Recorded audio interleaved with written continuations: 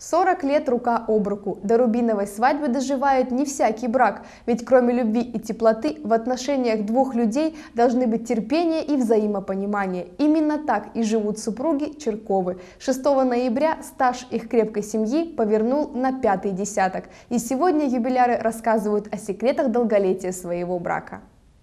Первый раз будущие супруги встретились в 1966 году. Уроженец Североморска Николай Иванович учился в Воронеже, а во время каникул поехал отдыхать в Среднюю Полосу. Там и познакомился с восьмиклассницей Татьяной. В тот момент они даже не подозревали, насколько судьбоносным будет их знакомство. Отпуск закончился. Николай вернулся в институт, и уже по окончании вуза, после армии, друг ему напомнил о Татьяне. Завязалась переписка. Первую фотографию прислал после армии, значит, в фуражке. А теща говорит, ну, как-то на фашиста похож. На немца. Я говорю, мам, вот мой жених. Ой, ну немец. Дальше события развивались стремительно. Приехал только, и, значит, мы с ним повстречались. Мы день, по-моему, это был, да, всего? Да. На следующий день приходит, выходи за меня замуж. Я говорю, да, мне 3 дня подумать. Отпуск у Николая Ивановича заканчивался, он уехал в Североморск, так и не дождавшись ответа от возлюбленной. Вдруг Татьяне приходит весточка с севера. Мне письма, телеграмму шлет. Я купил кольца.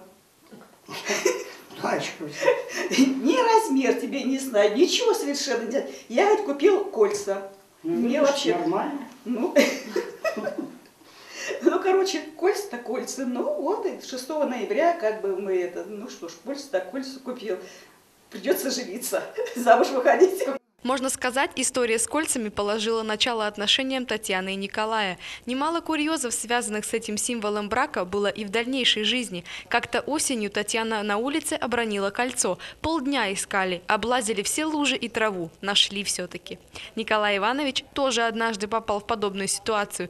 На даче у родственников работал в огороде, укрывал овощи на грядке. Кольцо, как и всегда, было на безымянном пальце. Вечером сижу, телевизор смотрю. Кольца-то нет у меня. А где потерял? Сзади-то я и там что-то полол, что-то копал, там делал, там молоком стучал. Нет, где искать? Ладно. День проходит, 2-й, потом дождь начался на 3-й день. Пошел опять это накрывать. Вот оно, кольцо лежит. После учебы и армии Николай Иванович был распределен в Энгельс. Туда молодая семья и переехала. Зимой 75-го, когда Татьяна уже носила под сердцем ребенка, она спросила у мужа, что ты мне подаришь на 8 марта? Николай Иванович тогда промолчал. А 7 марта, как раз к празднику, у Чирковых родился сын Алексей. Еще через 3 года Николай решил вернуться на родину, а ему вместо Североморска предложили Мончегорск. Недолго думая, Чирковы согласились. Основным местом работы у главы семьи была стальконструкция. Татьяна Павловна трудилась в отделе архитектуры администрации, а последние 8 лет в комплексном центре соцобслуживания населения.